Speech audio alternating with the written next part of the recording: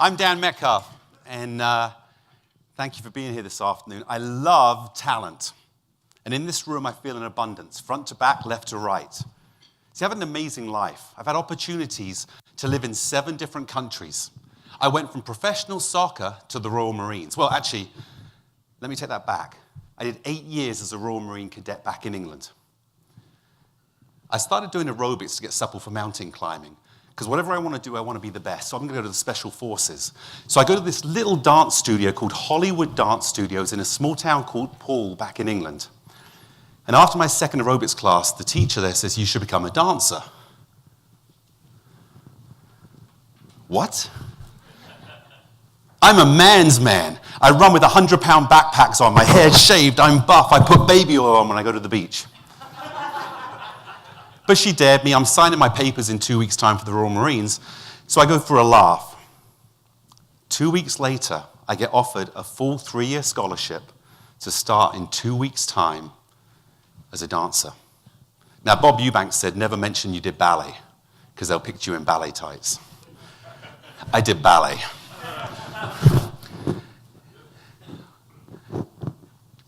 The night before I started the theater school, my dad took me to see a show. I'd never seen a theater show in my life, and I went and saw Starlight Express in the West End at the Apollo Victoria Theatre from Lord Andrew Lloyd Webber, his most successful grossing show of all time. I sat there for 2.5 hours, and I was flabbergasted. I'm going into this profession? I'd never even done a step ball change at the time. At the end of the show, my dad looked at me and he goes, Danny, he goes, what do you think? I said, oh my God, that is amazing. I mean, these actors, the way they sang, they danced, they're on roller skates. The stage is more than 1/4 mile long. I said, they're amazing. He says, one day you'll be in that show. I looked at him and laughed. I said, Dad, I'll never be good enough. And he said the most prophetic words that I carry with me today. He said, somebody has to do it. Why not you? Somebody has to do it. Why not you? 2.5 years later, I was in that show, playing the lead character. Thank you. In 1993, I opened Starlight Express in Las Vegas at the Las Vegas Hilton. Right, Mark? I sat on the same toilet that Elvis Presley sat on, up in his suite. Not my claim to fame. And during the show, one of the performances, I fractured my spine and I was paralyzed. It took me 6 months to learn how to use my fingers and thumbs again to put a screw on a nut. And during that time, because I had to keep bringing money in, I started coaching soccer, first from a chair, and then, obviously, when I got back on my feet, I started coaching. My first team I ever took was basically the worst team in Nevada. They had never won a game. Never won a game. They'd have 6 kids show up to practice. In 7 weeks, we developed into a team that came 3rd in the state. In the state championship, we went from never winning to 3rd in the state. We had to develop a culture. You have to set the standard right from the start, not from who you were, but who you want to be. The one thing all of us have in common here, every single one of us, we are all part of a team. No matter how great you are as an individual, you are part of a team. When you were conceived, you were immediately part of a team. It's you and your mother. And 9 months later, your team grows, because now there's doctors and there's nurses, and suddenly extended family come in. And you're this little baby looking up, and your team is formed. And then you get your friends, you go to school, you join groups, you go to different places, and your team grows and continues to grow, but they also start to mold you. And society, as we know, puts a cap on what you should be able to do from their perception, because your perception determines your destiny. Now, if you think about it, how many of you guys and ladies sitting, guys and ladies, not gentlemen and ladies, guys and ladies sitting in here have settled in life? How many do what you want to do without an excitement of what you actually wanted to do when you were a kid? Because when you were born into this world, you had unlimited powers. And that's where you got to choose your team and set the culture to give you the freedom, continue to live an exciting life that you can't wait to get up in. It's never mundane. It can be tough, It can be hard, but the team around you encourages you to be you. Now, I can talk about team all day, but I think the best way to do this is to get you to experience, and I want to build a team right here, right now. So if I can just ask for your help for 1 second. We're going to do a little game up here. I was going to ask Marvelous Mike to help me, but I know plastic in Vegas has a different feel. No body in this one. Just hold it. So I need 6 volunteers to come up. Any 6. We're going to develop a team. Let's go. Don't get too excited. Come on, just come on up. We're going to hold it like this. Has anybody seen Naked and Afraid on TV? We're going to play it right now. So stand behind. No, I'm just joking. We're going to lay this down on the ground.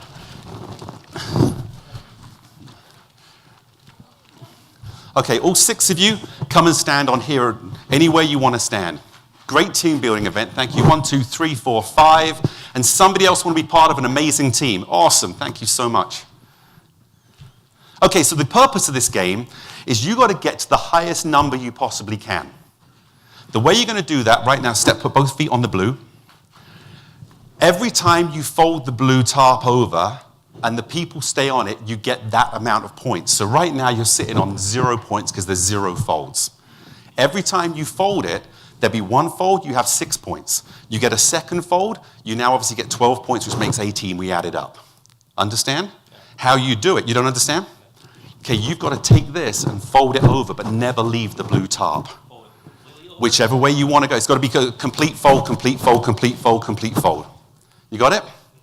Go. You got to fold it, you got to fold it all the way in half, and all the way in half, and all the way in half. Yeah, so pick it up here, and walk it all the way over. Can we get off the fold? Nope, can't get off the fold. Which way are you going? So now we've got confusion, because there's 2 ways. Are you going this way or that way? You guys leave. Okay, that's fine. Okay. You leave. That's fine. Okay, so you've got to step over it as it goes and figure out how everyone can stay on it with a complete fold. There you go.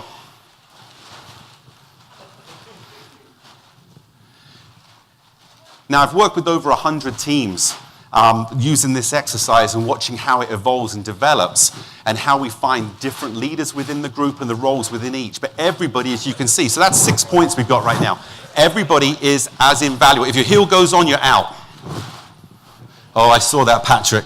But I'll let you get away with it because I couldn't see past the... Okay, so now we've got 2 folds. So they're on 18 points. Now we're going to go third fold. Don't step off.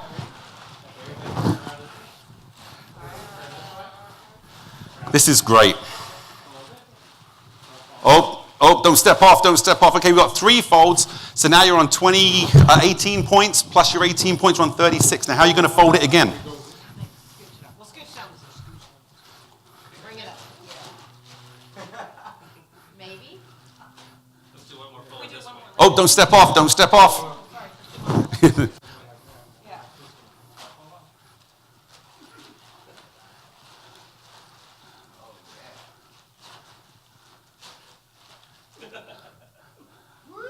So that's 4 folds. So we now got 24 points plus the 28. 254, carry on. I'll sacrifice myself. Okay, so we've got the first sacrifice so the team can benefit. So there's 5. So now, can you get another fold in there? Oh, that's another one off. So we've got 2 off, right? 3 off. Yeah, bring it up this way.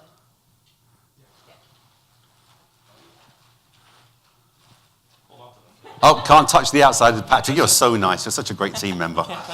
No. You're adding rules as we're going along. They can in there, though.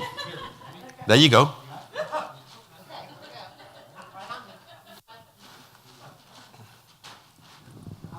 Okay, that's another fold. There's 5 folds. It's another 30 points.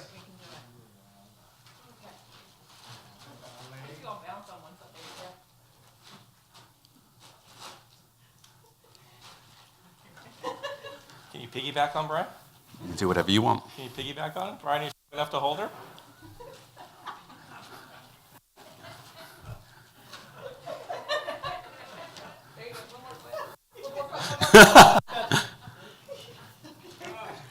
Now, if you look at the roles within here as you're watching this going on, well, we'll do this with 30 people on stage. We have much bigger pieces that come out. Keep going. Oh, I see you're off, you're off. You're off. That's another one. We've got 1 left. Oh, you stepped off. Why did you step off? Because my team was separate.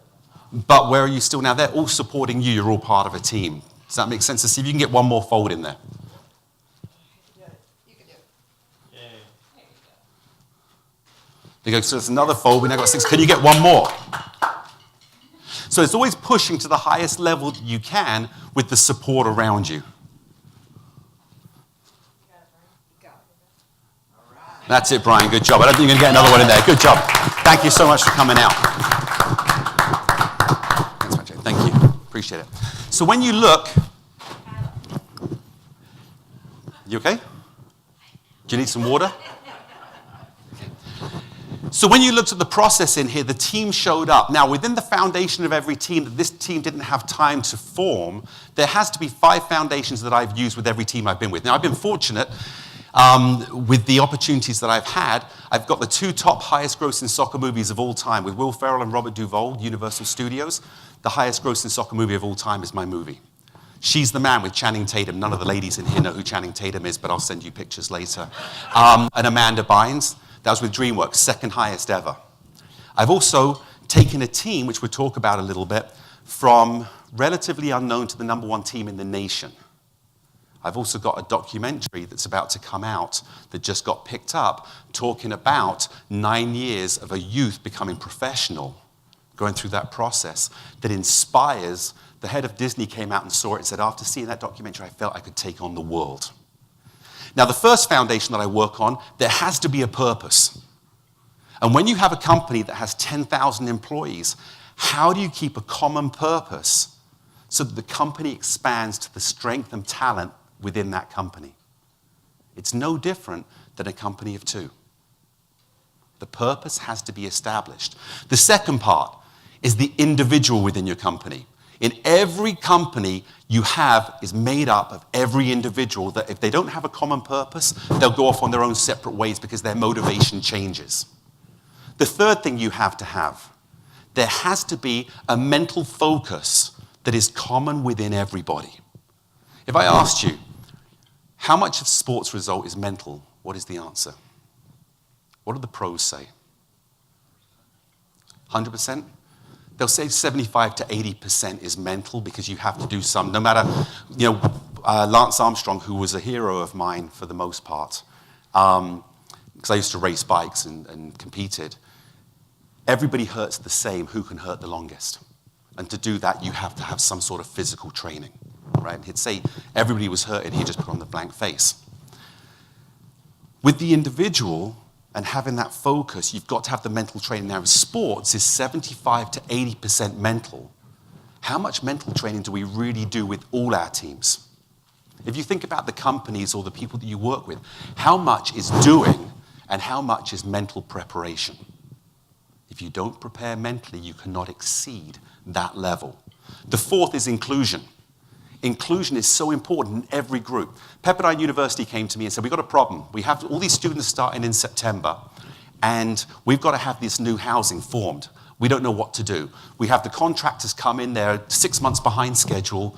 We don't know how to do. We give them incentive to finish early, and then we give them money. But the truth is, if they finish early, they're going to have the same amount of money as if they work longer, and they don't know if they're going to work afterwards. What do we do? So I said, include. Inclusion has to be the most important thing in your life, which is your family.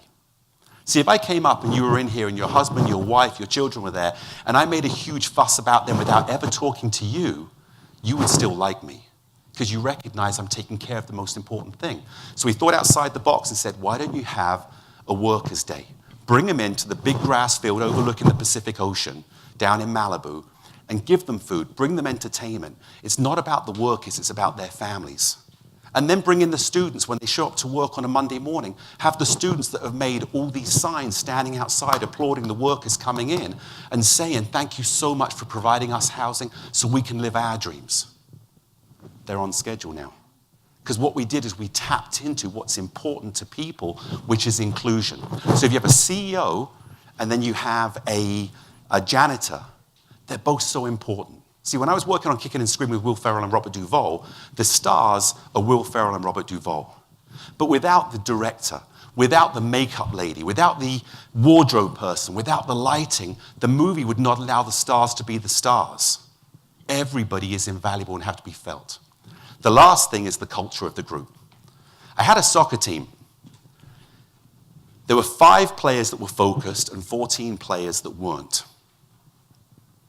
They're coming to games, they're relaxed in the dressing room, they're laughing, they're joking around, and these 5 were getting frustrated and the results were going down. Now, if you don't establish the culture right at the beginning and hold everyone accountable to it by making them feel invaluable, then the team is going to suffer. So I said to the 5, we can't change the culture. You have to bring the culture to you. So don't go out and try to say, hey, come to me. We've all been there, right? Let's go work. Let's do this. Hey, let's focus in. If they're not motivated, then it doesn't matter, no matter what you say. I worked with Mike Ditka. Mike Ditka said, Dan, I have an easier job than you do. Because I'm with pros. They wouldn't be pros if they weren't motivated. They wouldn't have got here. In youth, the motivation could be anything. It could be dad paying you $5 for every goal you score, which happens too often. So when you looked at the motivation of the group and the culture, I said, take your 5, don't sit with the others, sit alone. Make it over here, make it serious. When you warm up, go warm up on your own. Don't warm up with the group that's out there, which is a big no-no normally. You try and include the group. And what happened over the next 3 weeks was incredible. The guys that were goofing around were goofing, but one would look across and say, I like that group. I want to be part of that group. And I said to the group, don't let them in until you think they're ready for it. And over the next 3 weeks, every single player wanted to be part of that group. And the culture was changed by the workers that were in there that said, this is important to me. This is my dream. This is my life. So let's talk about the individuals, because I can't focus on every aspect of this because there's too much to go into detail. As an individual, you're invaluable. I'm going to ask you to do me a favor. Close your eyes. I'm going to lead you into a stadium with 400 million people. 400 million people. It's a big stadium. I walk out on stage. I go, ladies and gentlemen, today I'm going to bring you up onto this stage, and you are the best of the best. You are the greatest in here. You are number one of all 400 million. You are the number one here. The natural tendency is to do what? Look around. See who's next to you. Wonder which one's going to go. Can I pick out the one that they're going to pick? Can I pick out the one they're going to pick? But instead I walk out, I put my hand out to you, and I ask for your hand. You can open your eyes. I lead you up on stage. I put you on the pedestal.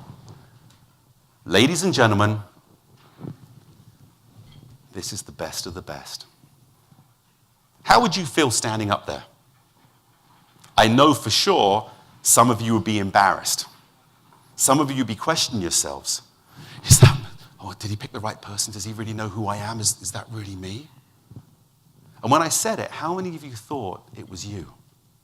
When you closed your eyes and I said 400 million, how many of you truly thought you would win? When you were conceived, there were roughly 400 million sperm. Roughly 400 million sperm to conceive you. The weak fell away. The good tried to get there. The very, very good almost got there. But one, just one, the greatest of all of them, conceived you. Nobody else did. So you were made of the best of the best. You were made of the greatest. And when you were born into this world, you didn't think anything except, I'm here. You weren't even conscious of that. It was gone to another existence. But you were conceived to put on this planet to be the best of you. Because everyone in here is the best of the best. And as time goes on, society says, don't do this. Don't be that. Don't dream that. You can't achieve it. But somebody has to do it. Why not you? When you really tap into the power that you have and the life that you can live, you have every opportunity to be the best at what you do. If I look at it this way, here's an orange, a beautiful big orange. It looks so succulent, and next to it is a little tangerine. Do you think that tangerine looks at that orange and goes, I want to be like him? Does the orange look at the tangerine and go, that's a small little orange thing? Their only purpose in life is to be the best orange. The only purpose in life is to be the best tangerine. And within your teams, if everybody can be inspired to be the best them and inclusive, realize that the janitor doesn't have to be a janitor. He should be the best janitor. That the person that comes in and does all the cleaning or the lighting and all the other, just be the best at what you are. See, Ronald Reagan had a great saying, I'm sure many of you have seen it on the White House in his Oval Office. There's no limit to what a man can do or where he can go as long as he doesn't mind who gets the credit. There's no limit to what you can do, what everybody can do, as long as they don't mind who gets the credit. I tell my players, I have a gentleman that comes and trains with me. He was FIFA Man of the Year back in 2016. He comes in and trains with me. He's 29 years old, and he changed his life. He thought he had reached the highest level. The best way to be amazing is make somebody else look great. See, it's as Bob said earlier, don't blow out someone's candle to make you look better. On a soccer field, the highest level people will recognize the amazing pass, not the goal. See, if I have a goal scorer that scores 30 goals a year, and I have a goalkeeper that scores 31 goals, gives up 31 goals a year, it doesn't matter. We're going to lose every single game, and the star can't shine. But if I have a right defender that can stop 100 shots that no one notices, the highest level will notice that right defender, and that's the person that can take you to your dreams. See, if you settle, you're in trouble, because settle is the end of your game. And there's no limitation in your life except what society sets for you unless you break out. How many of you here still have a dream?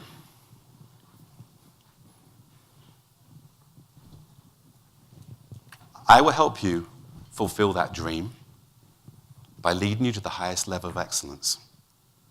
And I could do it right now, but Jeff said stop. So I'm sorry. But I really appreciate your time. Thank you so much for your time here.